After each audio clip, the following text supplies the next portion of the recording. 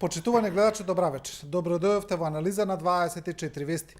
Очите на светот беа денеска свртени кон Вашингтон, каде се одвиваше инаугурацијата на новиот претседател на Соединетите Американски држави, господинот Доналд Трамп. Граѓаните на Америка, но и граѓаните на светот, а пред се и светските лидери, сакаат да слушнат што има да каже Трамп повод неговиот прв ден, повод неговиот почеток на работа како претседател на најмокната светска држава, на најголемата светска суперсила. А тоа оправдано е бидејќи Трамп во текот на неговата кампања, но и потоа споделуваше идеи за редефинирање на односите во светот, за редефинирање на улогата на Соединетите Американски држави, нешто што доколку се оствари ќе биде почувствувано во целиот свет, бидејќи кога Америка ќе направи бран, тоа потоа може да стане цунами кое ќе биде почувствувано секаде во светот. За тоа како ќе се одрази новата политика на американската администрација, колку од намерите и најавите на Трамп може да се остварат, а колку не, и на крај како сето тоа ќе се одрази врз Балканскиот регион и врз Македонија, вечерва ќе дебатираме со поранешни дипломати, меѓу кои се двајца амбасадори, тоа се господата Горан Рафајловски и Мухамед Халили, како и поранешен министер за надворешни работи господинот Александар Димитров. Господа, добра вечер. Еве, ќе одиме без некој посебен ред, ќе одиме од лево надесно. Господине Рафајловски, денеска верувам ја следавте инаугурацијата и ако и не ја следавте, значи Трамп го кажа она што го ветуваше во текот на кампањата. Значи тој најави дека според него досега Америка не била на првото место на приоритетите на Вашингтонската администрација. Тој вели дека сега ќе биде на прво место ќе бидат американските интереси, а не интересите на другите земји. Најавува едно своевидно редефинирање на американската политика. Кажете ми, што мислите, ќе биде ли од сега се поразлично? Трамп почна со конфронтации, почна со, да кажам, можеби конфликтно водејќи неговата политичка платформа. Никој не очекуваше дека прво ќе се пробие во таборот на републиканците, потоа никој не очекуваше дека толку сериозно и толку цврсто ќе ја води целокупната политичка кампања и дека ќе ја порази Хилари Клинтон, но еве доживеавме да денеска биде инаугуриран за претседател на Соединетите Американски држави. Соодветно на тоа тој продолжува со стратегијата која започна, значи стратегија во која што многу работи отвори, се обидуваше да ги редефинира некои политички постулати како на домашен така и на надворешен план. Дали се ќе биде поинаку, останува да се види. Меѓутоа, едно е она што се води кампањата и една е таа работа која што треба да се спечелат гласовите на гласачите, а друго, сосема друго е кој ќе се застане на кормилото на државата и кога одговорноста за водењето на најмощната сила на светот ќе се почувствува директно, така да останува да се види. Моје лично мислење е дека нема се да биде поинаку.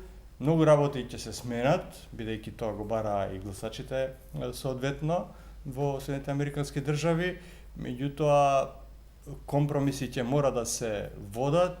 Се поставува прашањето само каде и во која мерка тие компромиси ќе бидат спроведени, во која област на внатрешната политика и во кој домен на надворешната политика. Да, господин Димитров, ова што го кажува господин Рафајловски се однесува на оној феномен Трамп или фактор на изненадување, каде што Трамп навистина успеа да почне кампања, каде што никој не веруваше дека ќе успее и денеска гледавме даде заклетва свечена како претседател на Соединетите Американски држави. Многу ми навела дека не веруваат целосно во неговите намери за целосна изолација на Америка. Но мислите ли дека можеби и во тој сегмент ќе има изненадување? Прво почнавте дека е кандидатот, а сега веќе е председател на САД Доналд Трамп феномен. И тоа е точно. Тој е од многу успешен бизнисмен,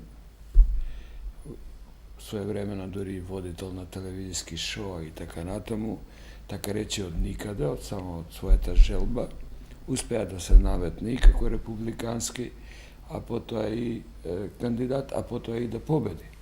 Тогаш беа актуелни дилемите дека заради многу валканата кампања која ја водеа едниот и демократската кандидатка Хилари Клинтон, премногу валкана, со лични навреди, со апсења, закани за затвори и така натаму, со обвинувања за сексуални злоставувања и вадење на секаков најдолно валкан веш.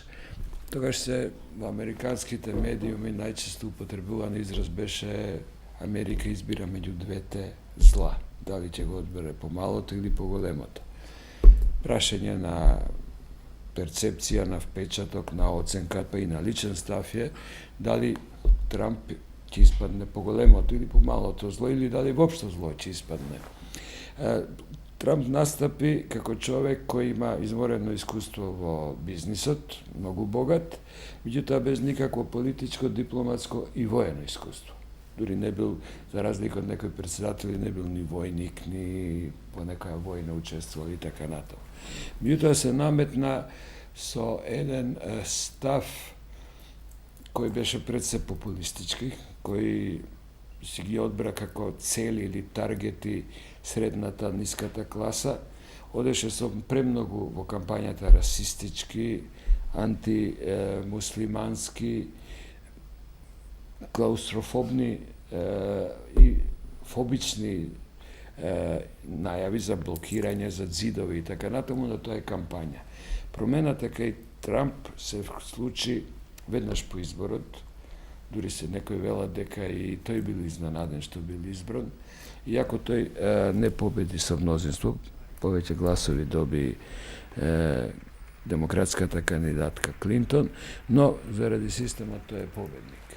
Втората фаза во неговото адаптирање, за да јас не би рекол дека ќе следува редефинирање на американската надворешна политика или на внатрешната, не е наше како тема денеска, туку повеќе сметам дека ќе настапи еден период на адаптирање, на апдейтување, на осовременување, на приспособување на таа американска надворешна политика на актуелните состојби во светот, бидејќи она што била надворешна политика или основни насоки, очигледно пред 7, 8, 10 години, или 9, кога настапи администрацијата на поранешниот председател Обама, веќе се сменети.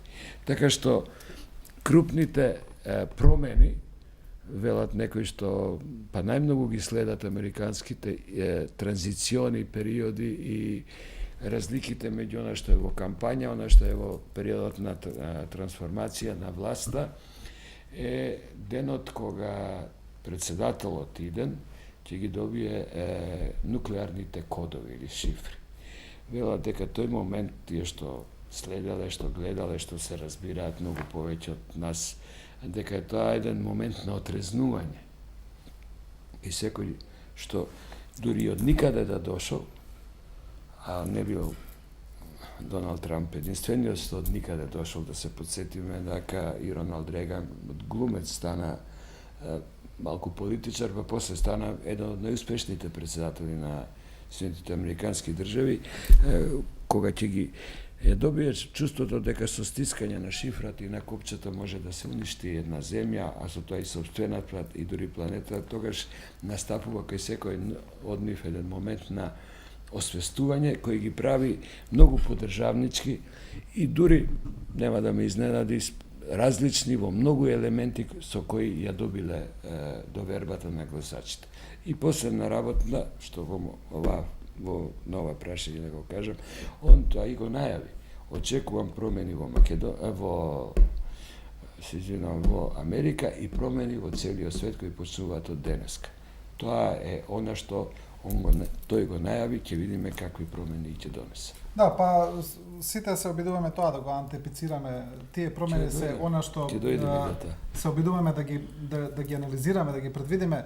Господине Халили, она што господинот Трамп го најавуваше во кампањата и она што на некој начин го наследи во денешниот говор, тоа според некој е една политика на изолационизам на Америка, враќање кон оние стари доктрини во Соединетите Американски држави на Монро, па дури се спомнуваат понатаму, каде што Америка би била повеќе ќе се грижи самата за себе. Но дали е тоа целосно можно во денешните констелации, особено во денешниот глобализиран свет? Можно ли е Америка да се исклучи од тие надворешни токови?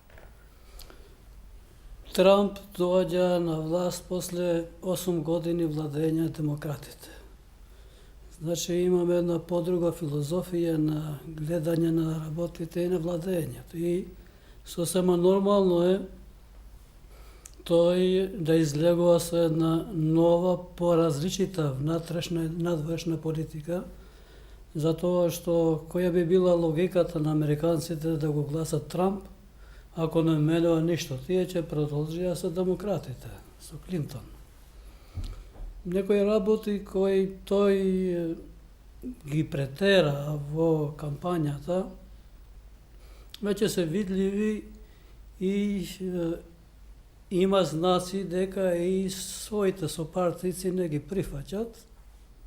Се искажале некои сенатори и други експерти во таа област.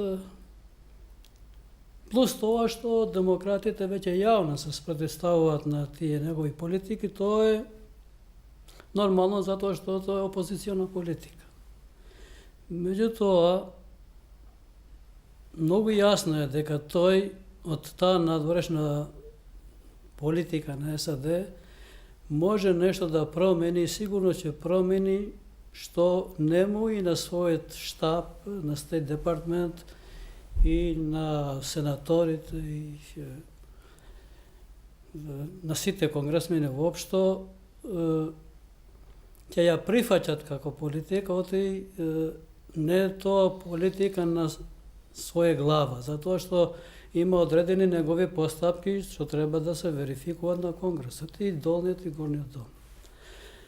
Тоа што Сакате да кажете дека они ќе бидат на некој начин и коректори на неговите намери? Апсолутно. Ево имавме изјава, имавме на досегашен шеф на ЦИА дека Трамп треба да внимава и кога на Твитер пишува, не само кога ги изложува своите мислења за глобалната политика. Оти тука имаме ние од Втората светска војна навамо, имаме самити, имаме Техеран, Јалта, имаме разни самити за Блиски Исток, имаме самити за американско-кинеските односи, американските руски односи. И некоја работа може да се смени во однос на сегашната констелација, но дека тој ќе се фокусира само на Америка и на изградба на железниците кои се упропастени, како што тој се изрази, инфраструктурата во Америка, тоа е невозможно. Бидејќи таа политика се води од политика на сите тие што однапред ја скицирале, а другите ја продолжиле со известни корекции. Да. Има некои работи, господин Рафаеловски, кои за некои посматрачи на ова што се случува се контрадикторни, например, па тие онака прецизно ги ловат сите тие изјави на Трамп кои ги давал во кампањата, па подоцна кои ги сменил, но има и некои кои се, например, интересни, еве, например, неговата политика кон Русија, каде што тој употребува пофални зборови кога зборува за рускиот председател Владимир Путин, говорејќи дека тој човек, дека тој е способен човек кој добро ја води својата земја, занемарувајќи ги оние демократски недостатоци кои ги има Русија и господинот Путин. Но и тој отворено вели дека со Русија треба да се подобрат односите, да се симнат санкциите, Но имавме едно сведочење на идниот министер за одбрана или секретар за одбрана во администрацијата на Трамп пред Американскиот конгрес, господинот Джеймс Матис, пензиониран генерал, каде што тој пак вели дека Русија не голема закана за САД. Значи, повторно се повтврдува она што го спомна и сите соговорници тука го кажуваме, дека тој кампањата ја тераше со конфронтации. Сега доаѓа време во кое што ќе мора да превземе соодветна одговорност. Тој даде изјава дека и НАТО е една застарена структура. Реакцијата, особено во Европа, во Германија, беше голема. Многу се воздржуваа од коментари и изјави. Дури Штајнмајер, министерот за надворешни работи, реагираше можеби малце преумерено. Меркел, канцеларот на Сојузна република Германија, се обиде тоа да го амортизира. Меѓутоа, тоа е вака, ако се познава внатрешно политичката ситуација на Германија, е интересно и можеби е добро затоа што Штајнмајер ќе биде едниот председател, така да веројатно него и тоа му личи на таков начин да застане на една суверена или позиција која што ќе си го гради својот интегритет. Од друга страна, медиумите се многу против Трамп во во Европа и особено во Германија. Можеби тоа на одреден начин можеби да се разбере како еден страф, да кажеме, да од тие нагли промени и од онаа политика која што тој на одреден начин индиректно стимулираше одредени радикални структури во Америка, меѓутоа и во Европа, кои што се претерано десно или дали со некоја неонацистичка филозофија или и слично, не дека тој директно ги поддржуваше, меѓутоа на одреден начин давајќи им индиректна можност да помислат дека можеби ќе дојде едно време во кое што тие ќе можат подобро да се пласираат на меѓународната среда. Тоа е едната димензија. Другата димензија, ако погледнете, да кажеме, новите држави, земји членки од Источна Европа, кои што се во Европската унија, па и Балканот во таа смисла, тука ќе видиме дека чувството дали е Трамп добар или не е малку поделено и не е така едногласно како што е во Европската унија и посебно во Германија, кога луѓето едноставно, особено новинарите, се доста критични према политиките на Трамп до сега што ги прокламираше. Во земјите, државите на Балканот или Југоисточна Европа, може да се каже дека добар дел од граѓанството, добар дел од новинарството и од јавноста имаат и одредени симпатии.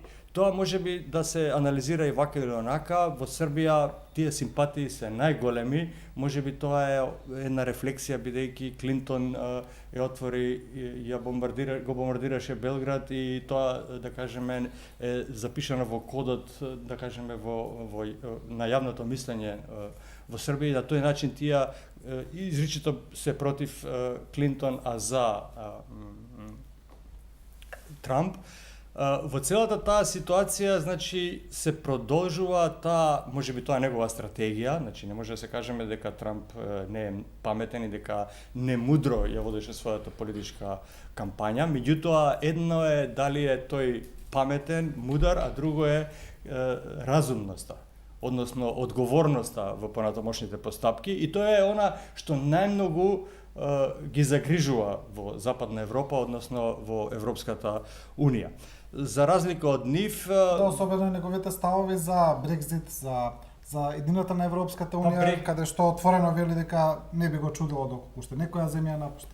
Так, и на тој начин сега тој повторно конфронтира додека политиката на јавната администрација и на администрацијата на Европска унија, а и на земјите членки, беше дека Путин уназадува со демократските процеси, дека прави конфликти и така натака, значи не беше представен како еден водач или лидер на држава која што успешно или добро се носи со демократските процеси, исто како и Ердоган.